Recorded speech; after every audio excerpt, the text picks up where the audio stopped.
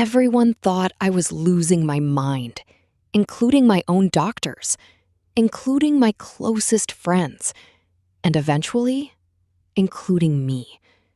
For almost 8 months, strange things kept happening inside my home.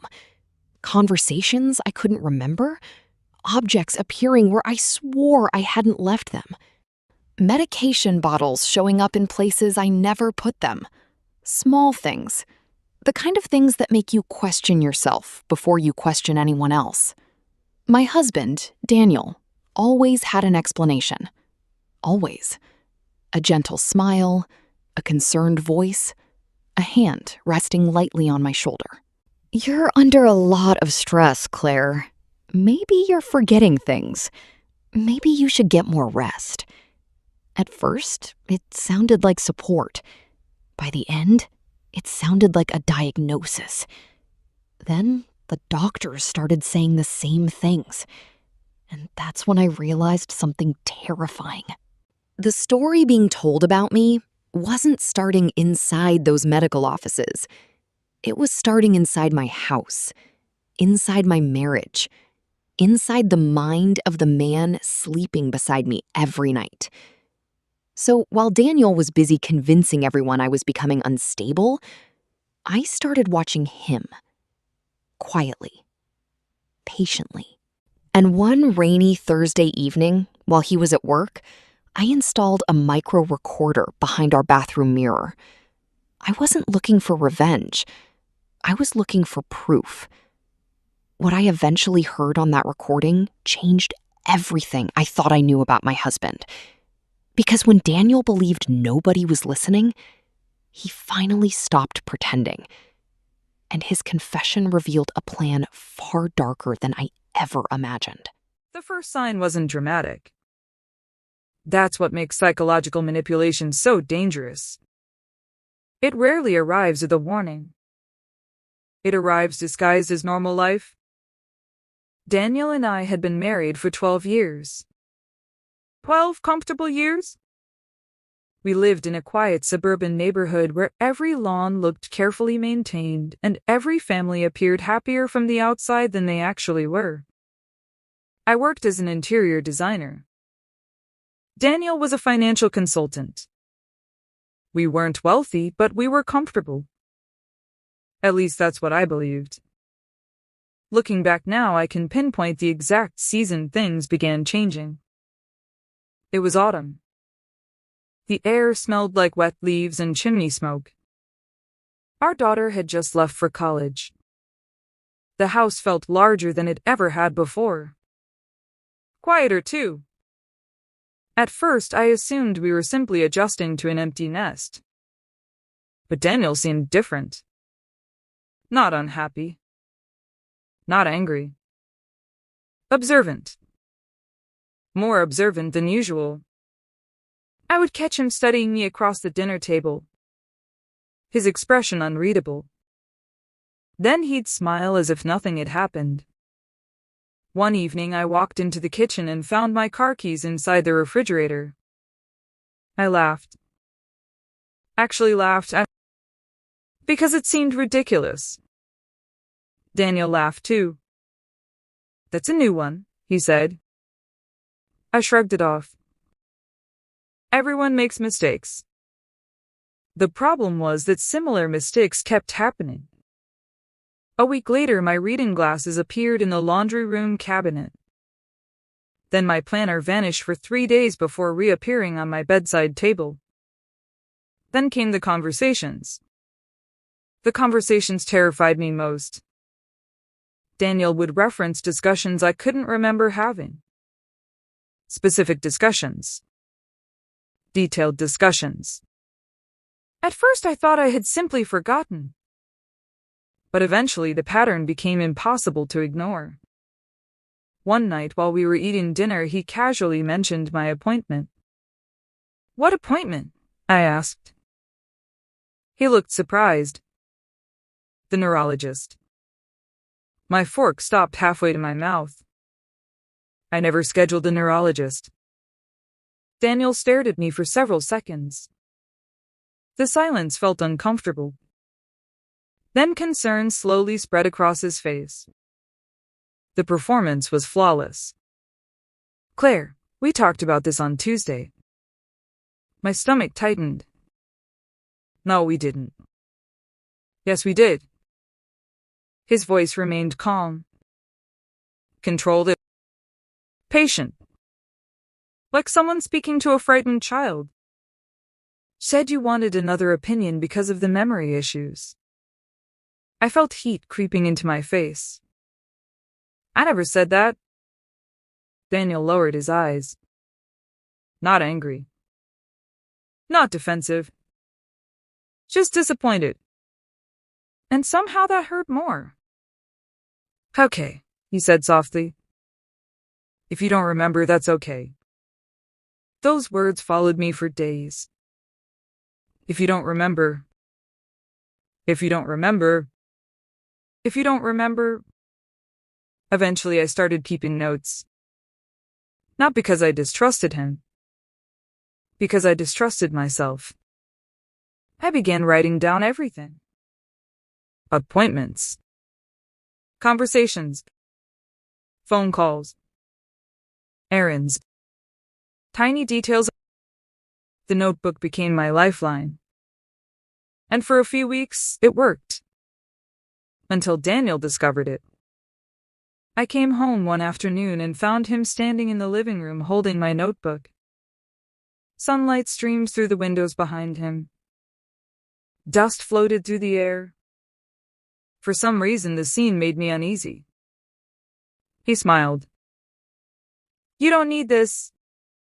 I walked over and took it from him. Actually, I do. Something flickered across his face. Gone almost instantly. But I saw it. I know I saw it. That was the first moment I felt genuine fear. Not fear of losing my memory. Fear of my husband. Around the same time, our family doctor began expressing concerns. The timing felt too perfect. Too coordinated. Too convenient. I sat inside a cold examination room while the doctor reviewed his notes. His eyes lingered on the file longer than usual. Your husband has mentioned some cognitive concerns. My heart skipped. My husband? The doctor nodded. He seems worried. Worried? That word again. Everyone seemed worried. Everyone except me. Because I wasn't forgetting birthdays. I wasn't getting lost. I wasn't struggling to work.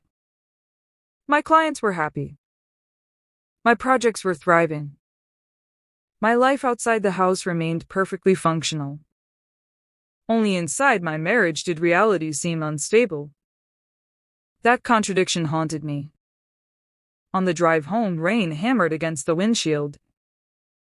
Traffic lights reflected across wet pavement like broken pieces of glass. And for the first time, a possibility entered my mind. What if I wasn't losing my grip on reality? What if someone was trying to convince me that I was? The thought felt absurd. Paranoid. Yet it refused to leave. That evening, Daniel greeted me with flowers. White lilies. My favorite. Years earlier, the gesture would have melted my heart. Instead, I found myself staring at him. The way he studied me. His smile looked perfect. Too perfect. His concern sounded rehearsed. Too rehearsed. And suddenly I realized something chilling. Every person questioning my mental state had one thing in common. Every doctor. Every lawyer consultation. Every concerned friend. Every worried relative. They had all spoken to Daniel first. Not me. Daniel. That night, long after he fell asleep, I sat alone in the darkness of our kitchen. The refrigerator hummed softly. Rain tapped against the windows. My notebook lay open beside a cold cup of coffee. I began connecting dates, conversations, appointments, patterns, and the more I wrote, the clearer the picture became. Someone was building a case. A careful case.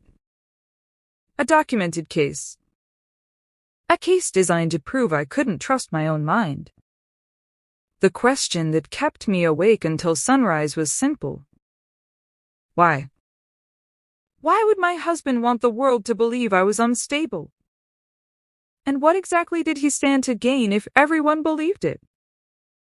If you're already noticing the warning signs hidden inside this marriage, subscribe and stay with me, because what I discovered next wasn't just betrayal.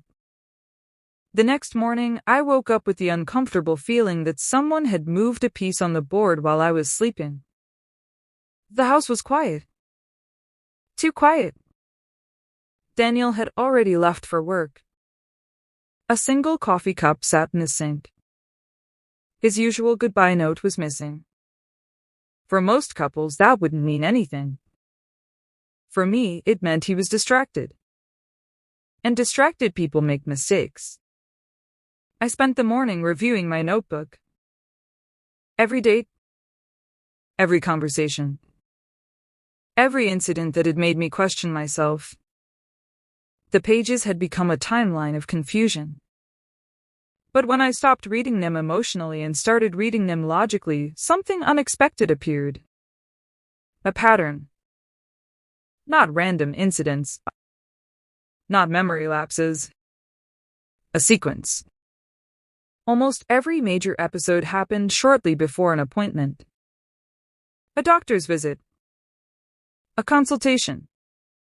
A meeting with someone Daniel had arranged. The realization made my stomach tighten. The evidence of my instability wasn't appearing naturally. It was appearing on schedule. That afternoon, I drove downtown to meet my friend Nina. We had known each other for nearly 20 years. The kind of friendship that survives marriages, relocations, and disappointments. The cafe overlooked a busy street filled with pedestrians carrying umbrellas through a light drizzle.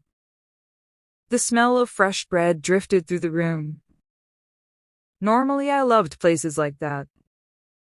Today, I felt exposed. Nina studied me carefully. What's going on? I hesitated. Because once you say something out loud, it becomes real. I think Daniel is trying to convince people I'm mentally ill. The words sounded absurd even to me. For a moment, she said nothing. I prepared myself for concern. For sympathy. For skepticism. Instead, she asked a single question. When did you first start thinking that? Not, are you sure? Not that sounds crazy. Just a question. A rational question. And suddenly I felt like I could breathe again. For nearly 2 hours, I walked her through everything. The missing objects. The rewritten conversations. The medical appointments. The notebook. The growing pressure. Nina listened without interrupting. When I finished, she leaned back in her chair. What would he gain? There it was. The same question that had been haunting me. What would he gain? I didn't have an answer. Not yet. But I intended to find one. That answer arrived 3 days later. By accident. The most dangerous truths usually do. I was looking for tax documents in Daniel's home office. A room he had gradually become protective of over the past year. The office smelled faintly of leather and printer ink. Rain tapped softly against the window. Everything looked perfectly organized. Almost staged. I searched a filing cabinet and found nothing unusual. Then I noticed a folder tucked behind several financial reports. Not hidden. Just placed where most people wouldn't look. Inside were legal documents. Dozens of pages. Property records. Financial statements. Insurance paperwork. My eyes moved across the pages. Then stopped. A date caught my attention. Recent. Very recent. Another page. Another signature. Then another. And suddenly my hands felt cold. Several documents had already been prepared for a future conservatorship petition. My name was everywhere. So was Daniel's. The paperwork outlined a process through which he could eventually gain legal control over major financial decisions if I were deemed incapable of managing my affairs. I sat frozen, listening to my own heartbeat. The room seemed smaller, the air heavier. Because this wasn't concern. This wasn't support. This was preparation. I heard the garage door opening downstairs. Daniel was home. Much earlier than expected. My pulse jumped. I carefully returned every page exactly where I found it. Closed the cabinet. Straightened the folders. Then stepped away just as his footsteps entered the hallway. Claire? His voice sounded cheerful. Normal. I turned. Smiled. Hey! For several seconds, neither of us moved. His eyes drifted around the office. Scanning, checking, calculating. Then he smiled back. And I knew. He was wondering whether I'd seen something. And I was wondering how much he already suspected. That evening, dinner felt like a negotiation disguised as conversation. The roasted chicken cooled between us, untouched. The television hummed faintly in another room. Daniel talked about work, traffic, weather, anything except the things that mattered. Then suddenly he looked up. Have you thought any more about seeing a specialist? There it was. The real reason for the conversation. I took a sip of water. What kind of specialist? A psychiatrist. His tone remained calm. Almost gentle. But beneath it I felt pressure. Steady pressure. Like a hand slowly tightening around a wrist. I nodded thoughtfully. Not agreeing. Not refusing. Just listening. Because something had changed. For months I had been defending myself. Now I was observing him. And observation is powerful. People reveal more when they think they've already won. Later that night, while Daniel slept, I sat alone in the bathroom. The mirror reflected a woman I barely recognized. Not because I was broken. Because I was exhausted. Months of second-guessing yourself leave scars. Even when you know you're right. I looked at my reflection. And for the first time, a dangerous idea entered my mind. What if proof already existed? What if Daniel had become so comfortable manipulating everyone around him that he occasionally stopped being careful? I glanced at the large mirror above the sink. Then at the wall behind it. An empty space no one ever looked at. No guests. No doctors. No lawyers. No husband. A place hidden in plain sight. And suddenly I knew exactly where I would put it. The recorder, but not because I wanted revenge. Not because I wanted a confrontation. Because I needed the truth before Daniel finished building his case against me. The following Thursday, while he was at work, I stood on a ladder inside our bathroom with a tiny recording device in my trembling hands. Outside, dark clouds rolled across the sky. Inside, my pulse thundered in my ears. One small piece of equipment. One hidden location. One chance. I secured it behind the mirror, stepped back, and stared at my reflection. Neither of us knew it yet, but the voice that recorder would capture was about to change everything. The first recording came back empty. Not completely empty. Just disappointed. Running water. Cabinet doors opening and closing. The hum of the bathroom fan. Daniel humming a song off-key while shaving. Normal life. Ordinary sounds. The kind that make you question whether your suspicions have gotten ahead of the evidence. For 3 days, I listened to recordings every night after he fell asleep. Hours of audio. Nothing. No confession. No secret conversations. No hidden agenda. Just the husband brushing his teeth. By Sunday evening, I was beginning to wonder if I'd made a terrible mistake. Then Monday happened. And everything changed. I was organizing samples for a client presentation when my phone rang. The caller ID showed a law office. One I didn't recognize. My stomach tightened immediately. Mrs. Hart. The woman on the line sounded professional. Careful.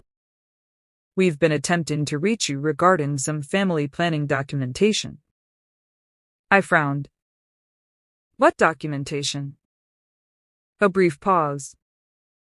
Paper shuffling. Then she spoke. Documents related to future guardianship and financial oversight arrangements. The room seemed to tilt slightly. I gripped the edge of my desk. I'm sorry, I said slowly. What arrangements? Another pause. Longer this time. Perhaps you should discuss the matter with your husband. The call ended less than a minute later. But I sat frozen for nearly an hour. Because the paperwork I'd found wasn't theoretical anymore. People were already discussing it. Already preparing for it. Already treating it as a possibility. That evening, Daniel came home carrying takeout from my favorite restaurant. Another gesture. Another performance. The smell of garlic and fresh pasta filled the kitchen. Normally, I would have appreciated it. Instead, I found myself studying him. The ease in his movements. The confidence. The complete absence of guilt. How does someone do that? How does someone look directly at the person they're betraying and smile as though everything is normal? I still don't know. How was your day? He asked. Interesting. His eyes lifted briefly. Just briefly. Anything happen? There it was. A test. Small. Subtle. I forced myself to smile. Nothing unusual. For a fraction of a second, relief crossed his face. Gone almost instantly. But not before I saw it. And once again I was reminded of something important. The most revealing moments are often the shortest. That night I checked the recorder again. One new file. Nearly 20 minutes long. I transferred it onto my laptop. Pressed play. And immediately heard Daniel's voice. Not speaking to me. Speaking on the phone. His tone was different. Sharper. Less concerned. Less patient. The version of himself he reserved for other people.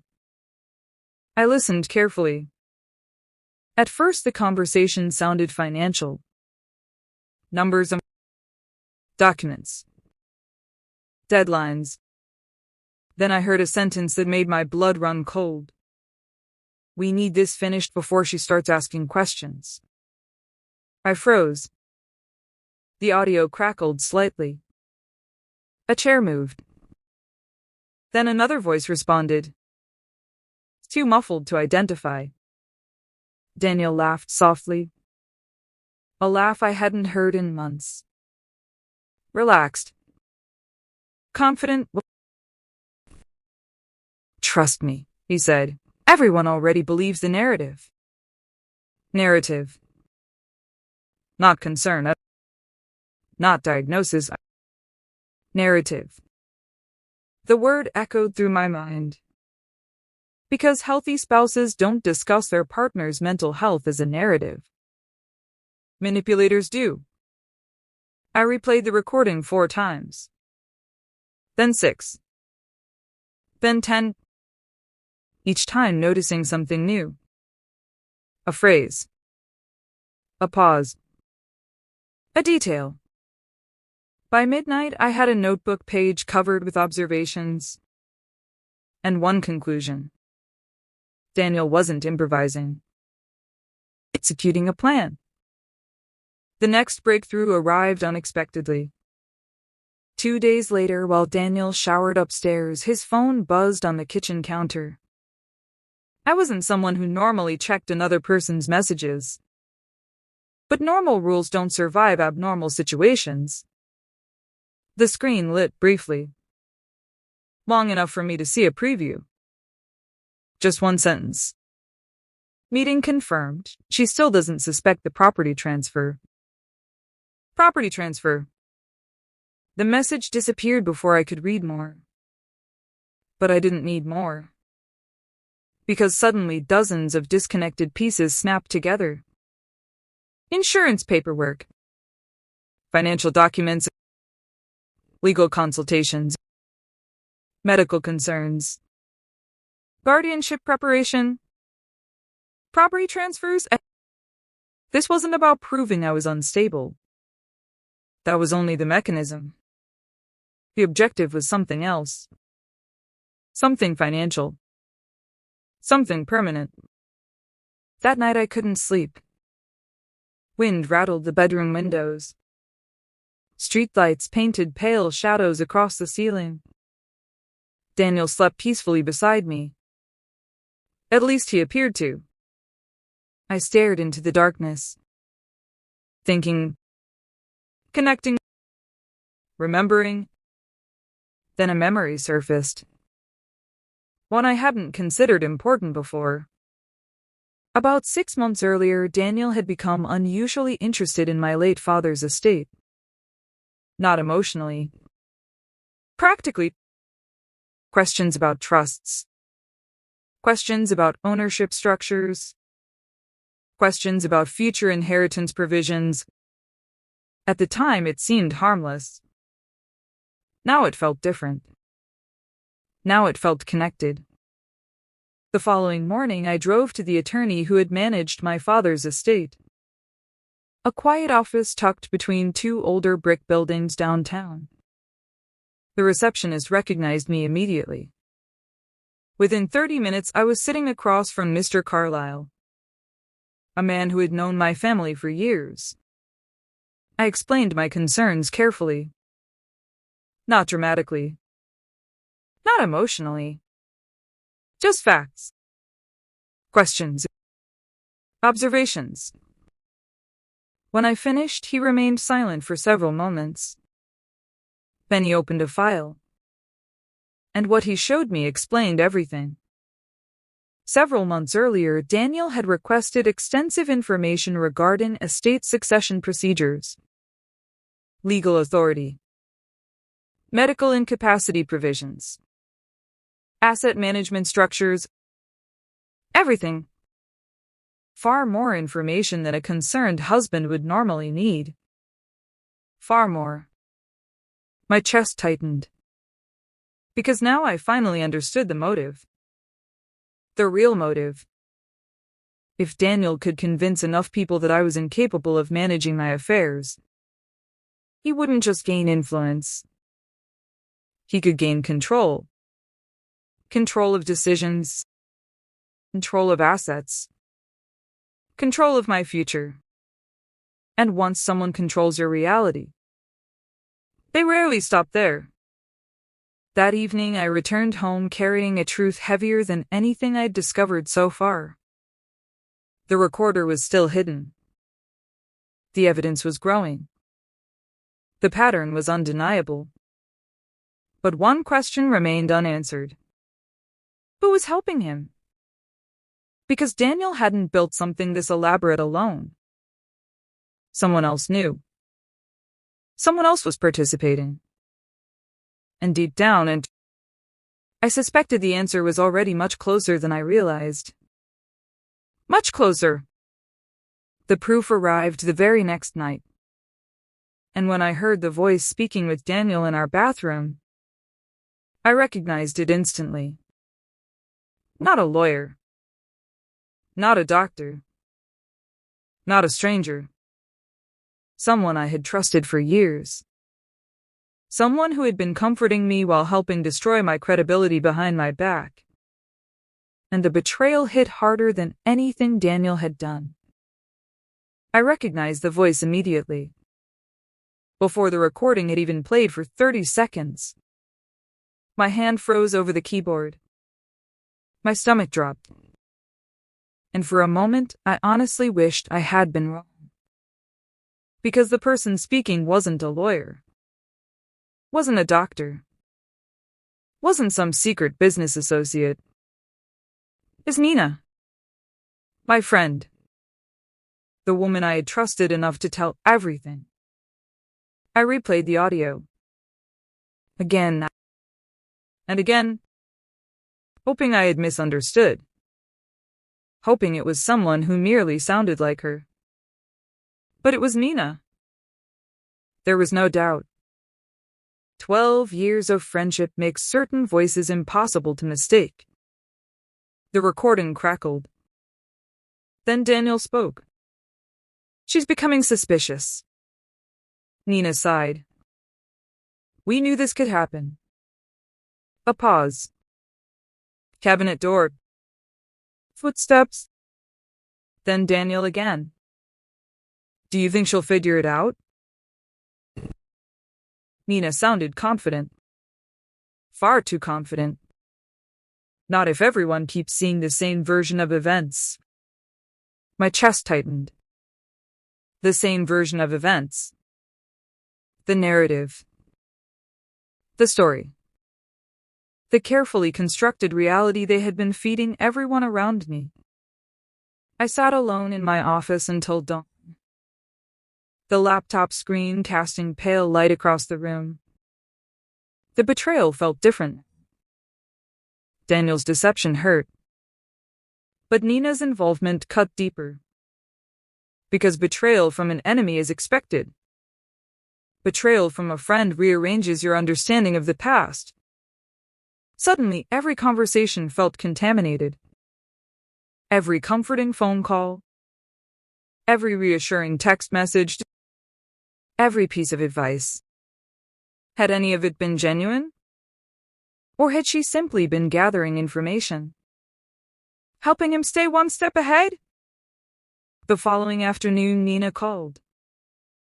My phone vibrated on the kitchen counter. I stared at her name. For several seconds. Then answered. Hey! Her voice sounded warm. Familiar? Friendly? The same voice from the recording. The contrast made me feel physically ill. How are you doing? I've been better. I'm worried about you. There it was again. Worried. Everyone was worried. Everyone except the person they claimed needed help. I nearly laughed. Instead, I listened. For 20 minutes. And for the first time I noticed how carefully she guided conversations. How often she suggested I might be overwhelmed. How frequently she encouraged professional evaluations. How subtly she reinforced Daniel's version of events. The manipulation had always been there. I just hadn't seen it. That evening I made a decision. No more reacting. No more defending myself. No more chasing explanations. It was time to collect evidence. Real evidence. Enough evidence that facts would become stronger than perception. For the next 3 weeks I became invisible. Not physically. Strategically. I stopped arguing. Stopped questioning. Stopped pushing back. Daniel seemed relieved. Nina seemed reassured. Both assumed I was finally accepting their narrative. Meanwhile, I documented everything. Phone records. Emails. Financial documents. Recordings of meeting dates. Property transactions. Patterns. The picture grew larger every day. And uglier. The final piece arrived unexpectedly. A recording made on a Tuesday evening. Daniel believed he was alone. He wasn't. The recorder captured everything, including a phone conversation that lasted nearly 30 minutes. At first it sounded routine. Then I heard the sentence that changed the entire case. If the incapacity ruling happens before the trust review, everything transfers under management authority. My pulse hammered. Then Daniel laughed. Not nervous. Not uncertain. Confident. We're too close now to stop. Too close. Not helping me. Not protecting me. Not supporting me. Managing me. Positioning me. Controlling me. The recording continued. And then came the confession. The one I had spent months searching for. The one hidden behind concern, paperwork, and manufactured doubt. Daniel said, "She isn't unstable. She just trusts people too much." The room around me seemed to disappear. I replayed that sentence 3 times. 4. 5. Because after months of questioning my own reality, there it was. Simple. Undeniable. He knew exactly what he was doing. And now I could prove it. Mr. Carlyle helped me organize everything. Every recording of every document. Every timeline. Every contradiction. Weeks of preparation became a structured case. For the first time, I wasn't relying on emotions. I was relying on evidence. And evidence doesn't get tired. Evidence doesn't panic. Evidence simply exists. The confrontation happened 6 weeks later. Not in our home. Not in a dramatic public setting. In a conference room. Bright lights. Glass walls. Stacks of documents. Professionals seated around a polished table. No audience. No theatrics. Just facts. Daniel arrived confident. Nina arrived confident. Both believed they controlled the narrative. Until the recording started playing. I watched their expressions change. Slowly. Then suddenly. Concern became discomfort. Discomfort became panic. Panic became silence. Every carefully constructed explanation collapsed under the weight of their own words. Because manipulation depends on interpretation. Confessions do not. The meeting lasted nearly 4 hours. By the end, neither of them had much left to say. The paperwork they had prepared became evidence. The conversations they thought were private became evidence. The assumptions they relied on became evidence. Everything pointed back to the same truth. The campaign had been deliberate. calculated, documented, and ultimately unsuccessful. Several months later, Daniel moved out. The legal consequences took their own course. Nina disappeared from my life completely. I never heard from her again. And honestly, that was enough. Some endings don't require dramatic apologies. Some people simply reveal who they are. And once they do, the silence that follows tells you everything. A year later, I stood alone in the same bathroom where this story truly began. Morning sunlight reflected across the mirror. The recorder was gone. The fear was gone. The confusion was gone. But something remained. Perspective? Because the strangest part of surviving psychological manipulation isn't learning who betrayed you. It's learning how strong you were while everyone else insisted you were weak. I touched the edge of the mirror, smiled softly, and looked directly at my reflection. For the first time in a very long time, I trusted the woman looking back, and that mattered more than any victory. Sometimes people ask whether I regret installing that recorder, whether I regret uncovering the truth, whether I regret losing people I once loved. The answer is always the same. No. Because the truth didn't destroy my life. The lies did. The truth simply turned on the lights. And once the lights were on, there was no going back. The darkness no longer had anywhere to hide.